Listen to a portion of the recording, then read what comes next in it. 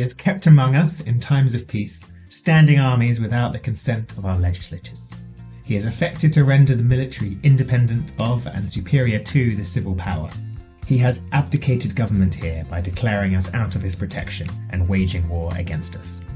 He has plundered our seas, ravaged our coasts, burnt our towns, and destroyed the lives of our people. Welcome to Life, Liberty, and the Pursuit of Happiness, a podcast commemorating the 250-year anniversary of the Declaration of Independence. The show is sponsored by the Amerikazentrum in Hamburg, Germany, and I'm your host, Andrew Sola. The men fighting on the Patriots' side during the War of Independence were in something of an uncomfortable position regarding their enemies. And the same can be said of those who were fighting on the British side. Perhaps the strangest thing for soldiers fighting each other in 1776 would have been that they were fighting against men who were once their allies, men who, by and large, shared the same language, the same history, the same culture, and the same military traditions. In this series, we have often described the American Revolution as the first American Civil War. But today we are going to concentrate on the relationships between officers and soldiers in the British Army and those in the Continental Army. Men who found themselves at war with their friends, with their colleagues, and with their brethren.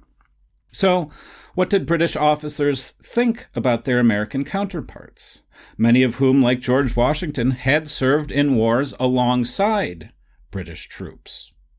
Why did Americans who hated professional armies, who hated standing armies, end up creating their own standing army? How did the Continental Army balance military traditions with professionalization? What role did discipline, contracts, desertion, and mutiny play in shaping both armies? How did the Continental Army force Americans to rethink the relationship between military and civil power? In what ways was the Continental Army both European and American in character? And maybe we'll talk a little bit about the treatment of prisoners of war and the prevalence of war crimes in the War for Independence. And here with me today to explore the complicated histories of the British Army and the Continental Army is Dr. John Chandler. Welcome, John. Hiya, how are you? Very good. Thanks for being here. Dr. John Chandler is Associate Professor at University College London, where he teaches and researches the American Revolution, the history of war, and the political cultures of the 18th century British Atlantic world. His scholarship examines the creation of the Continental Army, the dynamics of civil-military power in the Revolutionary period, and the ways Americans envisioned their emerging republic on a continental scale.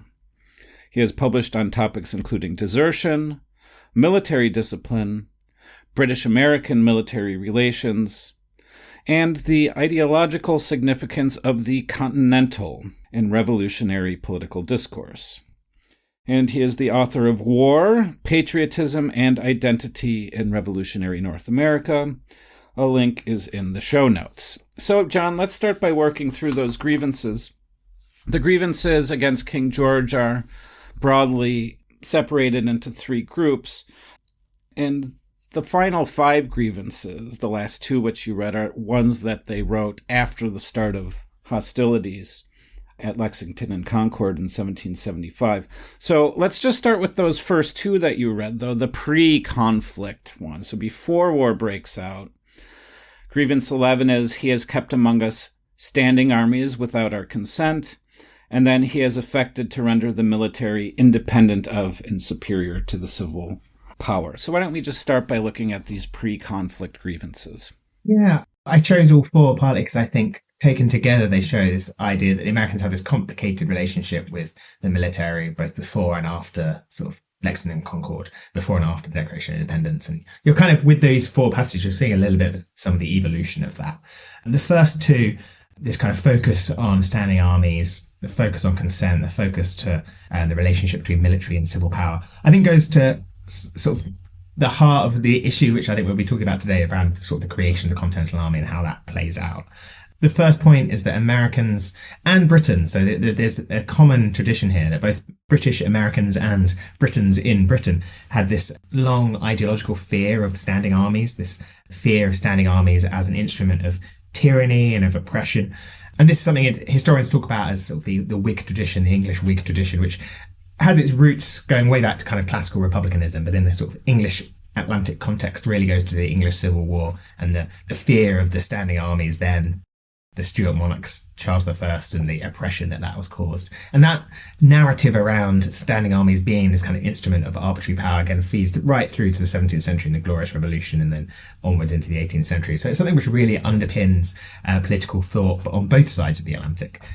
And if I can just give a basic point here to remind our audience, the problem with the standing army is typically, historically speaking, the tradition was you would raise an army when you were at war and then it would be disbanded. But if you have a professional standing army and you're not at war, well, what is it going to do? Well, it's probably going to be a tool of those in power to oppress people they don't like. Hence, you got to disband the standing army, right? Yeah, it's this idea that sort of professional soldiers are sort of instruments of whoever is in command of that and ultimately whoever pays the bill. And that these soldiers can then be used as a force to impose the will of whoever's in power in peacetime in particular. So this idea that the army could kind of be turned against its own subjects. And that's the English experience of the Civil War with Charles I as well. And this idea that a king can turn his army against him. And if you want to go to the Glorious Revolution, which is again 1688, big important moment. Again, we have sort of this idea of William III coming over with a big standing army. And one of the issues of the day is how do we deal with this standing army? And the British sort of solution to this problem is to try and keep the standing army small and keep it kind of reduced in peacetime. Try and keep it outside of Britain, so put it in Ireland, so kind of out of sight, out of mind. And then in Britain's kind of major conflicts in this period in the 18th century and into the American Revolution as well, relying a lot on European allies and mercenaries, and also allies and mercenaries in North America as well, indigenous allies and mercenaries as well. So this kind of, Britain has this model of relying on, of trying not to rely on a standing army because there is idea of this sort of the fear of tyranny. But that's something which the Americans have a shared intellectual tradition of as well. And so the American feeling is very much that a standing army is an enemy to their potential freedom, liberties, the rights of their legislators. And it's this decision that Britain takes to put a standing army in North America in the aftermath of the 7 Years' War in 1763, which I would argue is very much consistent with British policy. They do the same. They put a standing army in Ireland after the Glorious Revolution. They put a standing army in North America as a way of keeping it out of Britain, out of sight, out of mind. But the idea of putting that army there kind of inflames these already kind of long-standing kind of ideas. And it doesn't help that generally wherever British troops go, or wherever any professional soldiers in the 18th century go, kind of friction happens. It happens in North America. The army is initially stationed in New York, and there's friction there in the sort of 1760s. It's then later on moved to Boston, where friction follows, ultimately culminating in the Boston Massacre in 1770. And in Boston in particular, there's lots of frictions between the army and the local populace that have kind of these political consequences. And those first two lines are mainly thinking about what's happened in Boston, whereby by the time the Declaration is being written, the entire British army is stationed in Boston. You've got 10,000 men in a city that's not much bigger than that. So it's a huge population of soldiers. Part of the problem is that when they're not on duty, they're allowed to moonlight and take other jobs. So they undercut local workers in Boston. So kind of there's an economic ramifications. They form relationships with local people and sort of, which again can annoy local men if these soldiers have come in and form relationship with their wives or daughters or sisters. And so there's this kind of local tensions around kind of the army, but then also the governor by 1774 is starting to use this army as a sort of a tool to execute Britain's policies, to enforce its tax policies in Boston specifically, which by 1774 has become the center point of American resistance. And so this idea of essentially the military being used by, in this case, Thomas Gage, the governor of Massachusetts by this point, is being used as a tool of arbitrary power, and it kind of speaks to this standing history going back to the English Civil War, but also to the sort of the lived experience of Americans in Boston right there and then. Yeah, I mean, it's almost like a self-fulfilling prophecy, this long tradition of not liking standing armies. Well, then a standing army appears in Boston, and then people who hate it already are saying, see, look what the standing army does. And that takes us to the Grievance 12. he has effected to render the military independent of and superior to the civil power. So can you just explain that a little bit more to me? So I think in this context, it kind of gets to again, one of the issues in the 1760s that the Americans are particularly angry about, which is the status of their colonial assemblies vis-a-vis the British Parliament. And as far as Britain is concerned, their military does remain subservient to the legislatures because it remains subservient to the British Parliament. So, Thomas Gage in Boston is appointed by Parliament. The officers of the army are appointed by Parliament, so they are operating according to underneath British law. The issue the Americans have is that does not include the colonial assemblies. So the Americans in Boston, in the colonies, do not actually have any say over what this army can do beyond kind of petitioning to the Crown, petitioning to Parliament. And again, there's it going much earlier than sort of, even the flashpoint of the American Revolution, but when the armies in New York in the 1760s, there's tensions between army and civil power there with the army kind of issues around quartering with the army occupying private buildings, and that the people of New York both find that are very upset about that, but don't really have any solution to that problem. And then obviously later in Boston, by the time you get the aftermath of the Boston Massacre, the Boston Tea Party, the army is kind of operating without a great deal of civilian oversight from the people of Boston. So it's this idea that actually the civil power, which in the colonies is the colonial legislatures, do not have any say over what they see, the British Army. So it's becoming to them a foreign force. What they would see as their sort of military power is their sort of state troops or colonial militias, which are the things which are kind of responsibility of the colonial assemblies. What that particular phrase is doing is setting up this idea that the British Army in particular is a foreign imposing force. And let's now just unpack what you said about the sort of the existing way that the colonies had organized their armies. Well, it was militias. Militias would be summoned. Militias would be raised to fight with the regulars, say, in the 7 Years' War. But it was, local towns and villages and civil societies deciding together, we are going to muster a militia, right? And the militia will go and fight alongside the British and British native allies against the French and the French allies, or the Spanish, or whomever. So why don't you just unpack that kind of relationship between the colonial militias and then the British Army and their history and sort of relationships together, and then we'll get into the Continental Army, the professional one. Yeah, I mean, the militia is actually really kind of interesting, and quite the colonial Americans have quite a complicated relationship with their militia, as I think Americans do today. The idea in their sort of collective history is that the militia has been a fundamental part of American history going back to the founding of the colonies in the 17th century. And this, again, has its roots in classical republicanism and the idea that any good republican city-state, it draws on its own citizens to raise in arms to protect that particular state.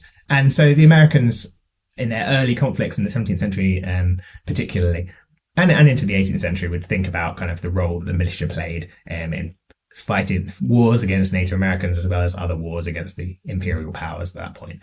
And the militia in these wars served a function of able-bodied men having training together in their sort of local communities and being organized together, and then when necessary being organized to go into bigger conflicts. And that does happen into the 18th century. In the 7 Years' War, which is the Americans' kind of most recent example of conflicts, you have this kind of, I guess, kind of intersection between lots of different types of fighting forces in North America, where you have the British Army, by this point, is sort of becomes a relatively important force in North America, the regular soldiers. But you also have these local militias who kind of work relatively in small scale in their local communities. And with the 7 Years' War, much of the fighting is in the New England borderlands, as well as Pennsylvania and Virginia and backcountry. So you have the militia fighting stuff in their communities.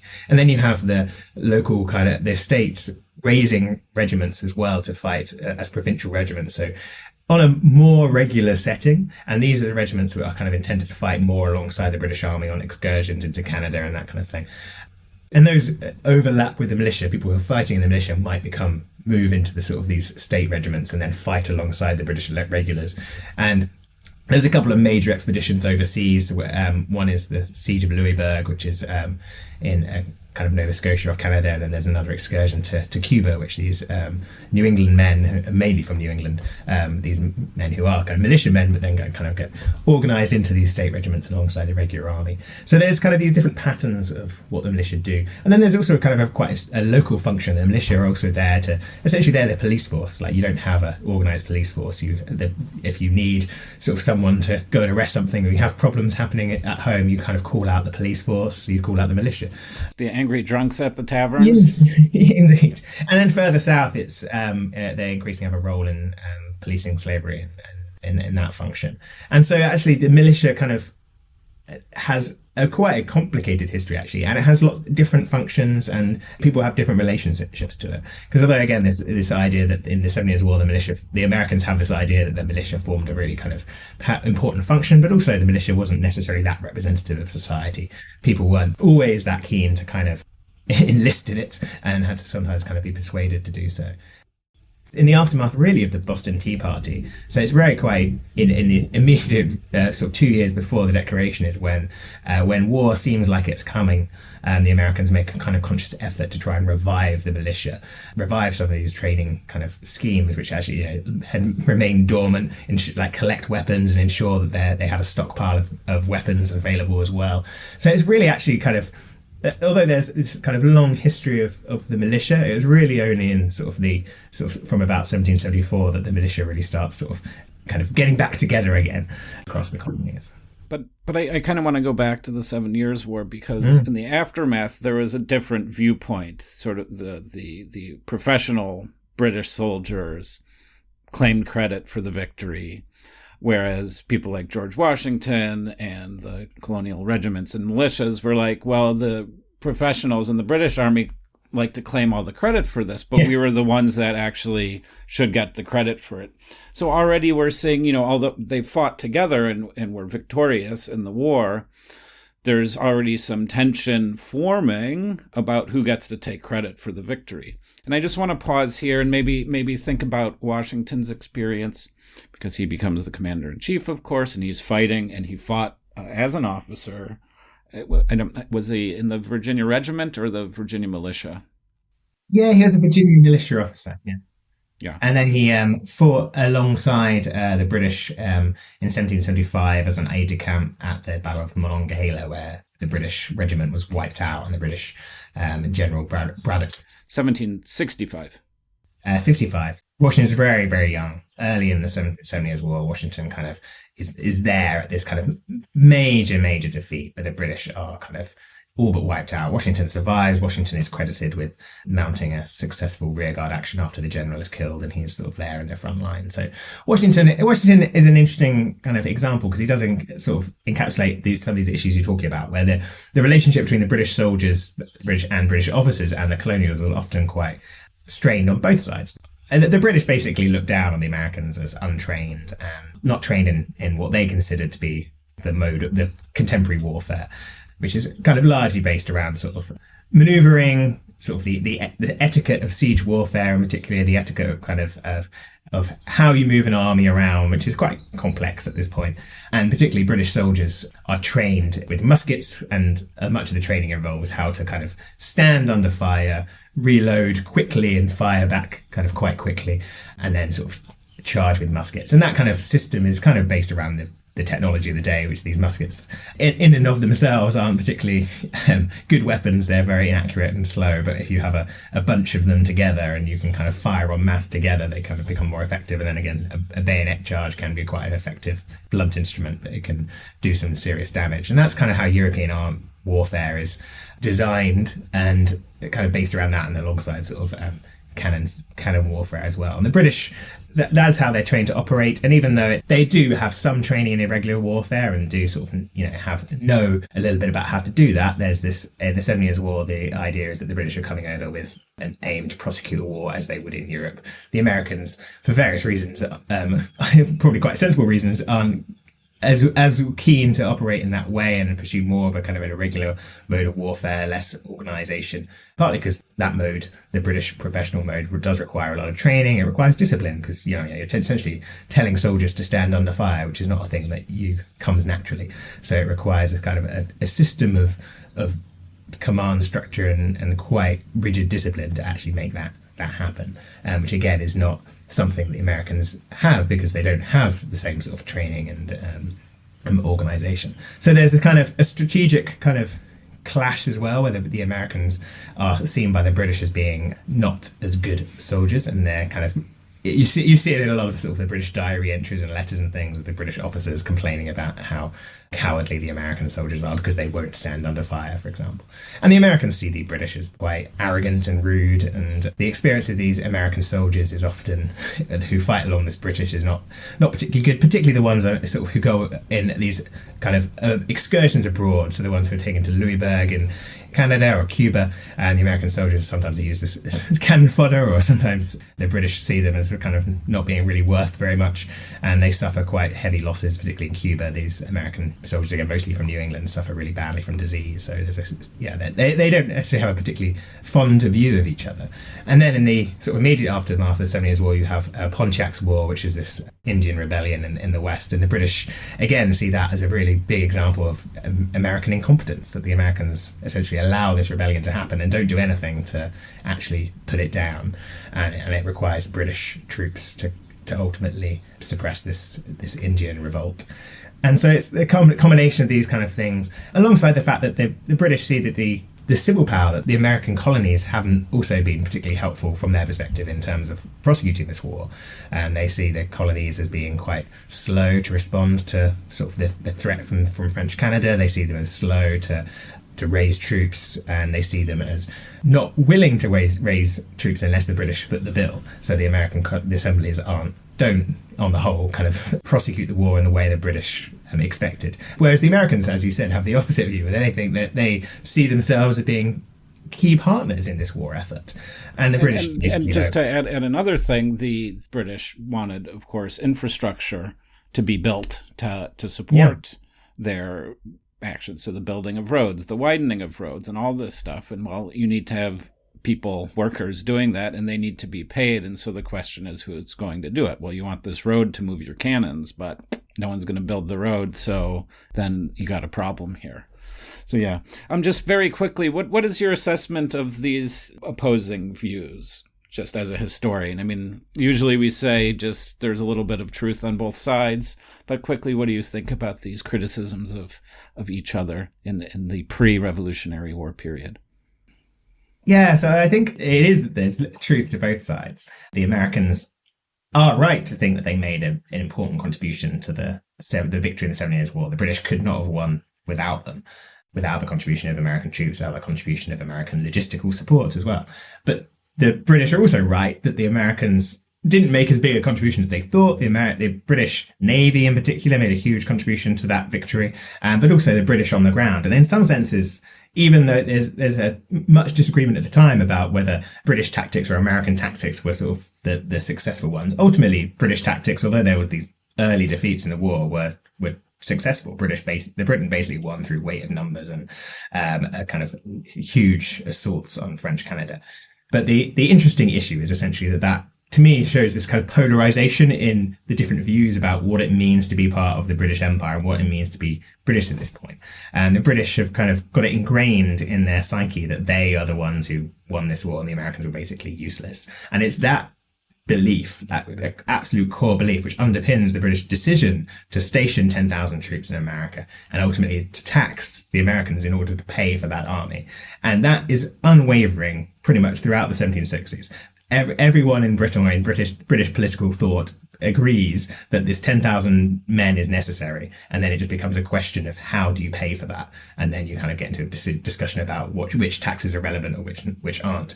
In America, they do not agree that this 10,000 men is necessary because they believe they are able to defend themselves, and it comes again back to this kind of polarized view of this polarized memory of what the 7 Years' War was about. And because they can't agree on what they think the 7 Years' War is about, that kind of underpins all these other problems afterwards, is how I see it. So in some ways, I think, the idea is we should push a little bit further onto how are these people remembering the 7 Years' War. And it's a battle. It's a battle of controlling the historical narrative, which is indeed what we are doing today, talking about the Declaration of Independence 250 years ago. And there are people who have different narratives they want to tell about it, and sometimes they agree, and oftentimes they don't. And so I think it's really important to think of, at least in this military context, the run-up to the American Revolution as being a battle over a historical narrative of who's more responsible for winning the great victory over the French. That's a really useful framework to understand all of this history. Okay, but I do want to move towards now the outbreak of hostilities, Lexington and Concord, and then, of course, we have and now I can't remember, was the Continental Army formed before or after Lexington and Concord? After Lexington and Concord. Yeah. Okay, so after Lexington and Concord, the Continental Congress convenes again, and they choose to create a standing army, the Continental Army, which they're not, historically don't like these standing armies, but they do. So why don't you just talk us a little bit through the choice or the decision by Congress to establish a standing army? In some ways, Congress was forced to take action and create a Continental Army. They're kind of there. I'm sure it had probably been discussed and planned amongst the delegates, but their hand was forced by events, as often happens. And Lexington and Concord is this really important moment. It's the beginning of the American Revolutionary War, but it's also something that had been signaled. Like, the people knew it was coming. There had been a series of at least 3 similar events, kind of called alarms, where basically the British, who by this point were pretty much encamped within the city of Boston and had made various attempts to try and get out of Boston and assert their control in Massachusetts more broadly. The militia was stockpiling weapons, and the British were trying to essentially pursue a counterinsurgency operation in Massachusetts. And this is in 1774 and into 1775. And each time the British kind of left Boston, they were met with hostility. And it seemed quite likely that, this was a powder keg. It seemed quite likely that something would explode. So if it hadn't been Lexington and Concord, it would have happened later. But when Lexington and Concord happened, which was, again, from the British point of view, a relatively routine operation, they were going into Massachusetts to seize some munitions that colonial militia had been gathering. There was also an attempt to try and seize some of the American political leaders as well. And so this kind of military counterinsurgency operation was met with resistance. And again, they'd done this before, and they were met with sort of, Americans in their way, but in previous attempts, nothing had happened. And it's in Lexington Concord was the first time that someone fired a shot, and we see a conflict emerge, actually, and the British succeed in their operation. Up to a point, they managed to seize and destroy the munitions that are being held at Lexington Concord, but then they're forced into a retreat into Lexington Concord, where they come under heavy fire. Is basically the Minutemen, the militia in New England. The bells are ringing, and people quickly descend on the British column, who sustain kind of heavy casualties and require relief from the main army in Boston to get back to Boston in one piece. And then essentially these militiamen who have come from across New England sort of descend kind of on the town of Boston, and Boston becomes essentially under siege. Again, it's been, the British have been pinned in Boston for a good few months, but it's after Lexington and Concord that the militia assemble en masse, and you have up to 10,000 men or more now kind of outside Boston. And it's at that moment where the Continental Congress in Philadelphia has to decide what to do with that militia, and it's their decision to essentially adopt that militia as a representative of their legislature, as the Continental Army underneath the power of the Continental Congress, which to me is actually probably even the more important moment than the battle itself. It's that kind of act where the Congress is essentially claiming its authority over that militia force, which, as I said, at this moment is pretty much just New England militia. But by claiming their authority over it, they are setting themselves up as a rival government to Britain, with control over an army in particular. But I think it's important to remember that period from sort of 1775 through to 1776 is still a febrile atmosphere. No one's entirely sure what's going on. Congress isn't ready to declare independence yet, even if by taking over an army it's kind of taken a step there. And we're still in a phase of where it's kind of war is politics by other means. Congress immediately sort of send a petition to the king to try and ask for peace again. So they're still trying to negotiate with Britain. Again, from the British point of view, this act is seen as an act of war, and in some ways it's the British who make the next step, which is to declare the Americans in a seat rebellion. By 1775, the British there's been some attempts to negotiate with the colonists, but by 1775, in the British Parliament, there's very little sympathy left for the American position, and there's members of British Parliament who've been calling for the fire and sword approach for many years, and by 1775 they're essentially the majority. The British are prepared to essentially turn this into war. The view in Britain is that this is a sort of an isolated incident, and that the majority of colonists are loyalists, and that this is something that can be contained within New England with sort of decisive action. The British declare the Americans to be in rebellion. This is the Prohibitory Act, which essentially removes the Americans who are in rebellion, so not all Americans, but just Americans who are seen to be in rebellion, and takes them outside of royal protection. And that's a really significant act. I mean, that essentially declares Americans to be traitors. Right, and that is grievance number 23 that you read here, the third one you read, which is grievance 23 in our long list of grievances. He has abdicated government here by declaring us out of his protection and waging war against us. So basically, this is the Declaration of Independence, written after Lexington and Concord, after the creation of the Continental Army, is going back and saying, and this is after, basically as hostilities have started, we tried to make peace, but he said, no, basically you're out of our protection and now I'm going to wage war against you. So that just kind of glosses that grievance number 23. But get back to the Continental Army, please, and the creation of the Continental Army. Yeah, so the Americans, the Continental Congress, have a decision to make about what this militia assembled, how they'll be organized. They make I argue, a very intentional decision, both calling themselves the Continental Congress and then calling the army the Continental Army. And it's an attempt to try and ensure that this conflict, which at this stage is still localized on New England, is something that can unite the colonies behind this. And actually, it's a political act. It's an act to try and make this a sort of an existential crisis for the colonies as a whole. They could have called the Army of the United States, the Army of Congress, the American Army, and it is called those things in different places as well. But the sort of the term, the Continental Army, and this is the end. My book started with that question: why do they call it the Continental Army? Why not anything else? Is intended to create this idea that this is a war about a shared geography, not about a political ideology. It's actually about geography. It's about the need to protect their geographical interests, which is the thing at that point which they can argue unites all the colonists. Again, we're still, very, very divided colonists politically. We have loyalists, we have radical Whigs, and lots of people in between, and it's not entirely clear which side is going to come out on top in that sort of domestic turmoil.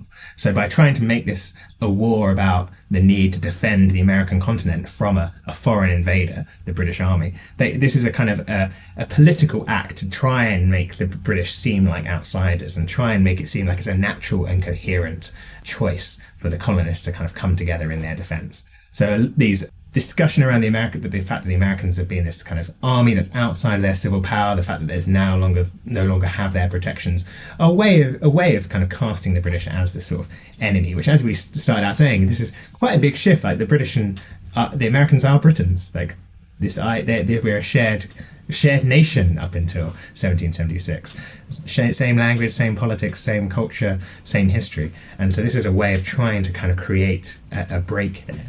And then the very name creates this idea of a shared identity. And then the first act they do, which is appointing George Washington the commander-in-chief, is again a very intentional political act more than anything. Yes, Washington has military experience, not a great deal as far as people in America go, but he does have some as a militia officer in the 7 Years' War. But his main asset is that he's from Virginia. He's a Southerner. And this is an army that is almost entirely made up of militiamen from New England. So by putting a Southerner at his head and sending with him, so as Washington gets sent north and he gets sent along with a company of Virginia riflemen as well, and make that action is again a way of trying to bring the South on board and bring the South into the conflict as well. So how professional is this, in the first days and weeks as this Continental Army is established by Congress, and it's kind of starting to assemble with George Washington and some Virginia riflemen. I mean, what are we talking about? Are we really talking about a ragtag bunch of farmers or what? I mean, initially, yes. I mean, the New England men who descend on Boston in the first minutes of the war. These are people who, some of whom have military experience from the 7 Years' War, but some of them are sort of teenage boys and men in their 20s who were children during the 7 Years' War. They've had some militia training, but this kind of the image of men kind of picking up their muskets and going to Boston to sort of to confront the British Army it seems it's played out in a lot of primary sources there, and it seems to be kind of largely true. Washington kind of finds this, when he arrives, he finds the New England militia quite frustrating. He kind of talks about how they're very attached to their independence. It's very difficult to impose military discipline on them. Officers in the New England militia are elected, so there's not very much incentive for them to make their soldiers do anything. And so there's this kind of clash of cultures and in some ways it's, again, more sectional. It's both, Washington famously has desires to become an officer in the British Army earlier in his career, and this comes back to what we were talking about earlier about the British perception of Americans is that Washington is never seriously considered for a post in the British Army, which he kind of holds against the British, but that he has this desire to be a professional officer like the British are, but also the southern sort of social structure is much less egalitarian. So southern militias are much more organized and hierarchical, where you have kind of gentlemen in charge and essentially working class men who are in the ranks, and they are sort of, the idea is that the southern militias are much more organized in that way, whereas the New England militia is much more egalitarian. So by putting Washington in charge of this pretty much a New England militia, you immediately are creating a potential for tension. And Congress anticipate that. Like, Congress make Washington the commander-in-chief, but he's supposedly advised by a council of officers. And these are three men. Two of them are from New England, Artemus Ward and Israel Putnam, who are these both kind of veteran New England militia officers, both of whom commanded New England units during the 7 Years' War. And then Charles Lee, who is a veteran British officer, who is a friend of America, lives in America by this point, but is seen as someone with actual kind of professional experience. But Lee, even though he's a professional British officer, also thinks that fighting the war in an irregular way, using the militia, is the way to go. So you've got these kind of three people who support basing the American military campaign on the militia, versus Washington, who's coming in with his sort of own ideas. So you already kind of have sort of some tension there around what kind of the Continental Army how it will function, whether it will function more like a militia or more like a professional army later on. Yeah, and one of the most interesting things for me you said there, of course, is this idea of following orders. I mean, if the general atmosphere of being in the militia was it's a voluntary thing, well, if I don't like what you're telling me to do, then I'm going to go home. I don't like this war business anymore. And obviously, a professional British soldier doing that could be executed. So, you learn very quickly that you follow orders, and that's how it is. So that's really funny. And the second thing, of course, is you said there is a sort of an atmosphere difference also in the northern militia versus the southern, because the southern had already established a planter aristocracy at that point. There were the rich and wealthy and powerful who ran Virginia, and then there were the working people. Yeah. So that makes sense too. Really interesting points, John. General Gage is in charge of the British troops in Boston at this time. He's going to obviously find out that there's this new Continental Army being formed, but there are also these militias floating around, and now they are engaging in open warfare. What is General Gage and what is the British officer corps thinking about what's going on? These militias that are fighting them irregularly, and then this Continental Army that's being formed. I think the really important point is that at this moment in time, the British view the Americans who are assembled in arms as rebels. This is not a enemy force. This is a ragtag group of rebels is how they see them. And that is important both in terms of their perception of the Americans' ability. So they have a very low estimation of how strong a fighting force the Americans are going to be. The British even after the experience of Lexington and Concord, where they don't cover themselves in glory, still believe that the Americans will kind of fall over if they experience a significant push. But secondly, the fact that they believe the Americans to be rebels has really important consequences in terms of how the war is going to be prosecuted. Because rebels are not protected under the rudimentary Enlightenment ideas around laws and nations. Like rebels, if you're are traitors to the crown, and therefore can be treated essentially without any kind of rights or protections. And Britain has recent experience of this. We have in 1745 something called the Jacobite Rebellion, where there's a major rebellion in Scotland, with Scottish but other people kind of descending as far as Derby, which is sort of in the Midlands, and an attempt to overthrow the British crown. And the British response to that is, as you would expect, brutal. And the Scottish clans in particular are treated as rebels and decimated. And the British have many veteran officers from that moment. And there's a view that the Americans needed to be treated incredibly harshly as well, and that the Americans should be essentially executed if they're caught in arms. And that's the threat that the British kind of carry against the Americans. The fact that that doesn't happen is kind of a combination of two things. One, it's that actually the Americans get the first point, in the sense that the Americans capture the fort of Ticonderoga, which is up in northern New York, and they capture the British garrison there. And that has repercussions in the fact that they capture the British cannon and they can bring that to Boston, and it allows them to prosecute the siege against Boston. But it also means they suddenly have several hundred British soldiers as prisoners of war. And the very fact that they have these prisoners allows them to act as a counterweight. So any British threat to execute American prisoners would be met in kind by the Americans against the British prisoners. So essentially stroke of fortune, essentially, the Americans take British prisoners first, and that means that the British don't prosecute a war of rebellion. And the second thing is Washington himself, but the fact that Washington, because he assumes the role of a kind of a military professional and treats the British is a gentleman and treats the British officers as gentlemen, means that the British officers form a relationship with him and ultimately are prepared to treat Washington as something resembling an equal. That's really interesting. I hate asking counterfactuals, but I will now because you brought it up. So this capturing of the British garrison at Fort Ticonderoga, you're basically suggesting that as the first domino falls here, the Continental Army had a choice of what to do, and by having the first sort of decisive action of saying, okay, well, we have these POWs, we're not going to execute them or anything, that kind of framed the way that throughout the rest of the conflict, each side would treat the other. And had, say, all of the garrison been executed, then you would expect there would be repercussions, right? Yes. I mean, it becomes actually a question of military ethics, which is your field, isn't it? So it's a question of kind of reciprocity, and the fact that the Americans do make decisions, and again, Washington is very important here, do make decisions to not fight this as if it's as a counterinsurgency, but to fight this as if the Americans are a regular force and act like that. And it forces, in a way, the British hand is forced in that sense. And it's not uncontested in Britain.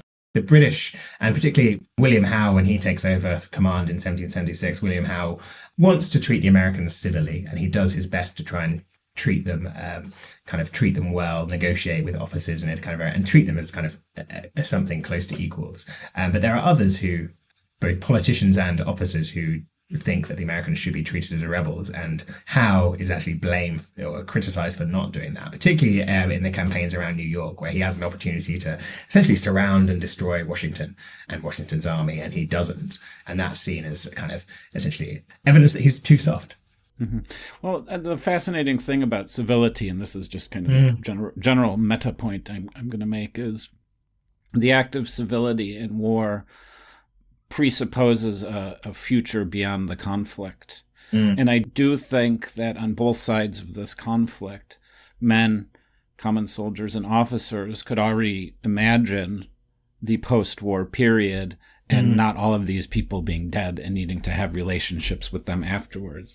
And obviously the taking of POWs, the respect of a POW or the taking of a sailor is always, when you're taking him, you are forecasting a peaceful future for that person. And there are all these but it is a reciprocal thing. And even with terrible conflicts like we see today in Russia and Ukraine, they are still exchanging POWs. So they are imagining a future. It's not always war to the death here. And it's interesting, the story of Fort Ticonderoga here, which just kind of puts that in perspective for me. I think the British in particular are in a difficult state here because they are fighting a war to try and keep the colonies in the empire. So you're right that they are conscious that these are people that ideally, when the British win this war, they want the colonies to go back to being friends, allies, trading partners. Subjects, absolutely. Loyal subjects. Okay, well, let us end now. We were talking about all this niceness. Let us end with the final grievance that you read at the very start today, which is grievance number 24. So despite the fact that there is some civility being shown, some mercy being shown on each side, we have grievance 24. He has plundered our seas, ravaged our coasts, burnt our towns, and destroyed the lives of our people. So is this a very specific accusation that King George has authorized war crimes against civilians? Yes, essentially. I mean, by the point that when this is being written down in 1776, you've had Britain has been starting to use its naval power. And that's the one thing that Britain has almost the entire way through the war, with some important exceptions around the Battle of Yorktown. But Britain generally maintains naval superiority, and it's able to use that naval superiority to really ravage the American coast, as it says. I think it's a bit later than that, but there's a phrase in British military history that the British Army is best used as a projectile launch from the British Navy. And that's done through this war. So basically the British are able to move soldiers around almost at will and land and assault different parts of North America. So we have the occupation of Boston, which is under siege. We have assaults on various coastal towns in New England, Falmouth, Boston. Then in 1776, the British launched their main campaign into New York, which the British then hold for the rest of the war. You have then assaults further south in Newport, Philadelphia later on, Charleston, Savannah. Pretty much every single American city is occupied by the British at some point during the war. And the Americans are pretty much, because they have no naval strength to speak of, are pretty much unable to stop that from happening. And that is both kind of really symbolizes their kind of military or their naval weakness, but in the 18th century, naval power is, the ship is the most powerful kind of military object you have. So that is a really significant weakness, which they are aware of from even before the war even starts, that's going to be their Achilles heel. So it exposes their weakness there.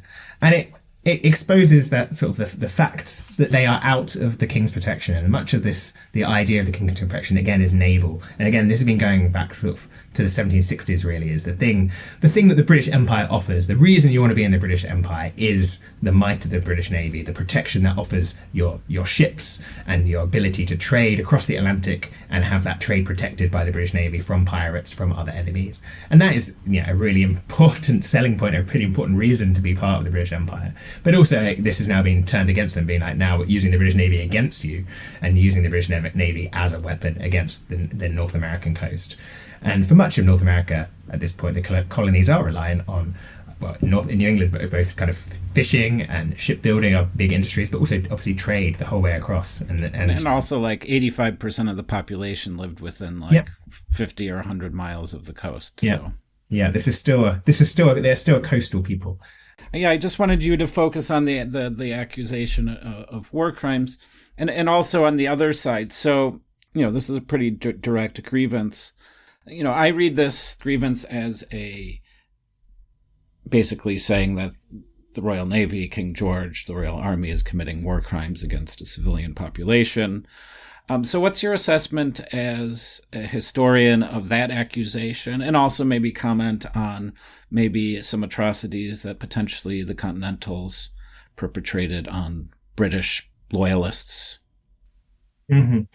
So in 18th century armies commit crimes against civilians. And one of the things I sort of discuss in my work is this idea that in some ways, for civilians in North America, and if we say most people, at least a third of people are probably apathetic to the war and don't really want to be involved. And actually the enemy to them is not any particular side, it is armies per se.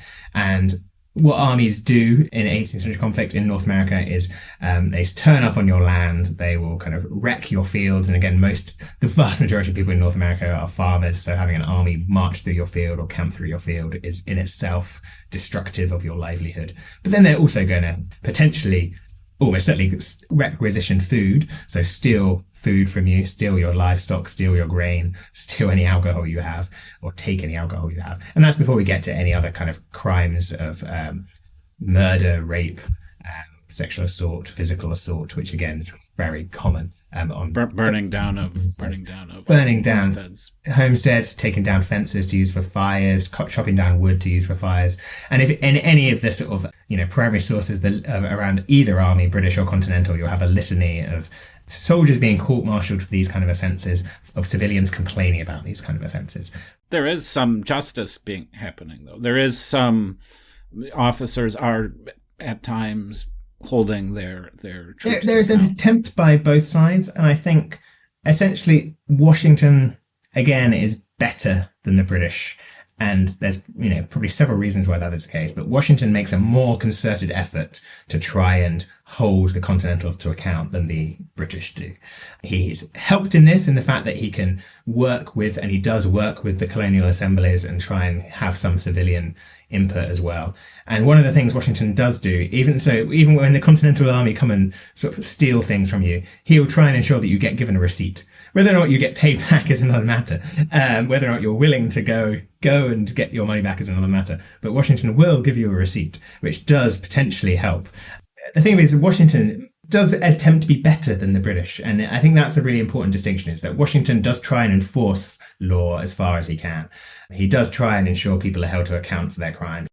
He does try and ensure court-martials take place, that people are brought before civilian courts if that's necessary. And that he does, if the army steal your wood or steal your livestock, he does try and ensure that you're given a receipt so that you can actually claim back against that, which is something that the British often don't bother to do.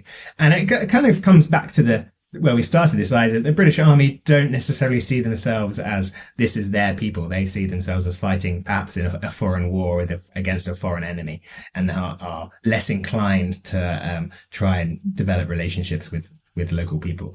Whereas Washington has the foresight to realize that much of this war is about winning hearts and minds, and that if you steal a cow from someone, they're unlikely to support you in future. And even though it's often necessary for his army to live off the land, he does try and allow people to have an attempt to gain justice or gain recompense for that. Interesting. Okay, Dr. Chandler, we've come to the end of our session today. So I ask all my guests to reflect on the 250-year anniversary of the Declaration of Independence. So what are your big thoughts as you look at this anniversary? From my opinion, as someone who's a British historian who works in the American Revolution in Britain, I've often asked by Americans, why are you interested in the American Revolution? Like, why are you interested in our history? And I always say, well, it's our history too. Like, this is part of British history. It's quite an important part of British history. But it's something that in Britain is very, very kind of overlooked. And even at the time, it was something which the British were quite happy to try and forget about very, very quickly. This was a major defeat for the British Empire, a major weakening of the British Empire, a major embarrassment, both politically and militarily. And the British very quickly wanted to move on from this domestically. But then we've also kind of moved on from it in terms of our memory. It's something the British kind of very quickly tried to move away from this idea that there was any kind of dispute between sort of the Britain and its colonies, and move towards the idea of a special relationship based on language, culture, and history, with no real kind of discussion about what happened in that kind of shared language, culture, and history. And to me, I think what I want to get out of the anniversary is actually thinking a bit more about what that relationship between Britain and America was like in the first place, and actually how we remember the American Revolution in Britain and as part of British history, not just as part of American history, which it obviously is, but actually as part of our own history as well, and our own memory of what Britain is and what the British Empire was. So that's how I am approaching the anniversary. Dr. John Chandler, thank you so much. Thank you for having me, Andrew. Life, liberty, and the pursuit of happiness.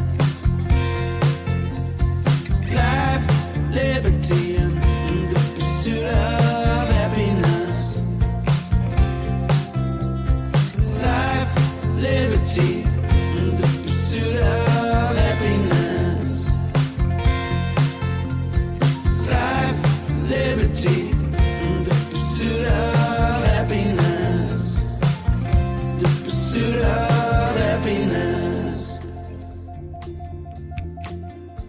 If you enjoyed this podcast and would like to support German-American friendship, why don't you visit us at our website, americatcentrum.de, where you can become a member and donate. The American Centrum is a nonpartisan and not-for-profit institution dedicated to strengthening the transatlantic relationship. The views and opinions expressed in the episode are those of the guests or the host, not the American Centrum. We take our nonpartisan mission seriously. Therefore, we do not take any institutional positions on politics or policy. Learn more about us, become a member, and donate at americatcentrum.de. Thanks for listening.